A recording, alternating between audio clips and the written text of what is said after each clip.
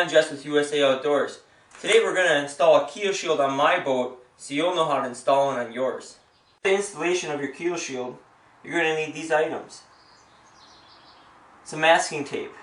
I recommend automotive masking tape. This will not leave a sticky residue on the hull when we take it off in later steps. Some paper toweling. A couple latex gloves. Some isopropyl alcohol. When rubbing down your hull, isopropyl alcohol will not leave a residue like a lot of other cleaners will. You're going to need wax pens. I have two crayons here, a black and a white. With your KeelShield, it comes with an adhesive activated wipe, a scuff pad, and a squeegee. The first thing you want to do is lay your KeelShield out in your driveway. The sun beating down on it is going to make it more pliable, which is going to help with installation later. While your KeelShield is out in the driveway, we can start prepping the boat. Now you need to make sure your hull temperature, not the air temperature, but the hull temperature is 70 degrees. Failure to do so could lead to adhesive failure down the road. Next, we need to mark the top of where our KeelShield will start. You need to know where your resting water line is. When I washed my hull last time, I left part of the grime on here, so I knew right where my water line was resting. We can wash this off before we put the KeelShield on.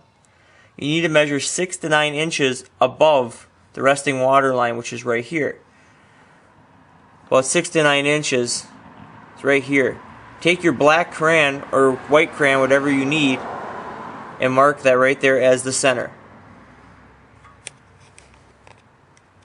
Now we left this in the driveway for about a half an hour, and you can already see how pliable and flexible this is. That's perfect. That's how you want it to be. Now what you want to do is pull it all the way up to the water line that you have marked. Now keep in mind, you need to find the exact center of this KeelShield. You're going to want to count in 1, 2, 3, 4, 5, 6, 7. The 7th rib is the dead center. So now you want to pull this up right to that line. And what you're going to want to do is take your black crayon and you're going to want to trace this entire KeelShield all the way down your hull. Now for this, a second person is very valuable to help you with this step.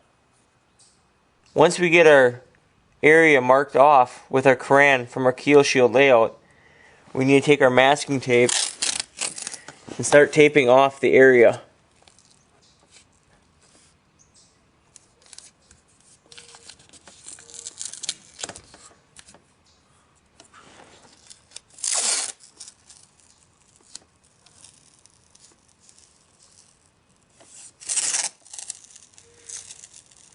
Next step is very important.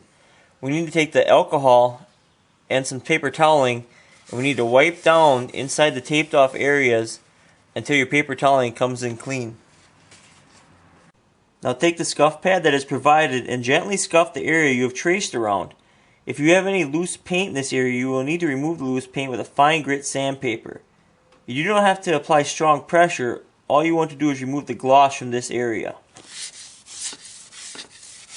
Now that we have the entire area scuffed off, we need to take our toweling paper and alcohol and re-wipe down the entire area. As you can see, I do have my latex gloves on. We want to prevent getting our hand oils on the clean surface after we get done wiping it.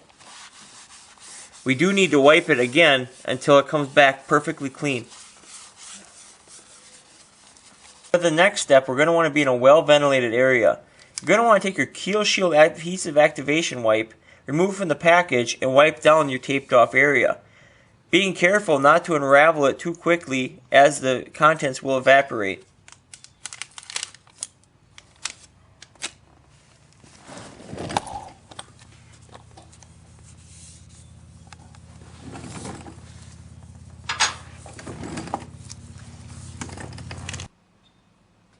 After applying the activation wipe, we need to wait at least 5 minutes before removing the masking tape.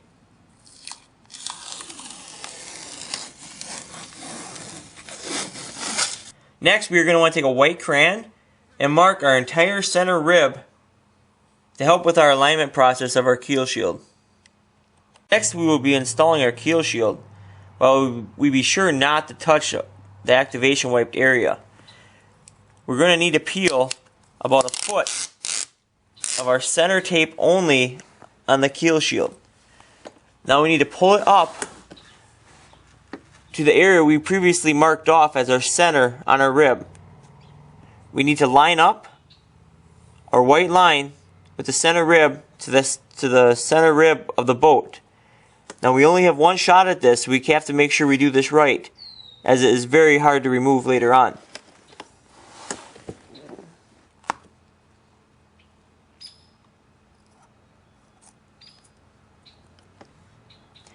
Now slowly follow your rib down, pressing on the center only. Now that we have our keel shield started, we can pull back the tape 1 foot at a time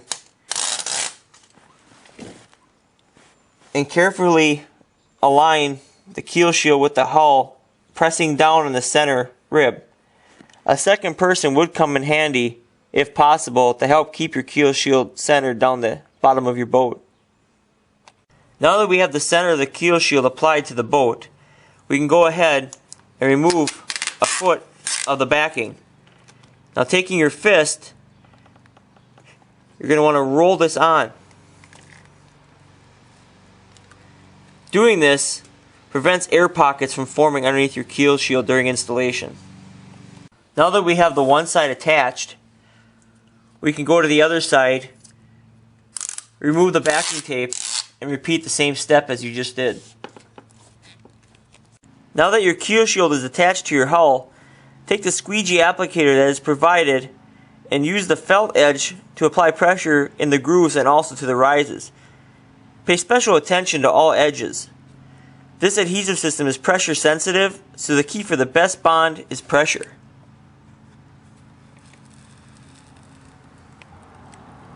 Now that we have the keel shield installed, we recommend you take a marine grade sealant and apply it all around the edges of the keel shield. This will provide a bond between the keel shield and the hull. And last but not least, proudly displaying your keel shield sticker on your boat. I'm Jess with USA Outdoors.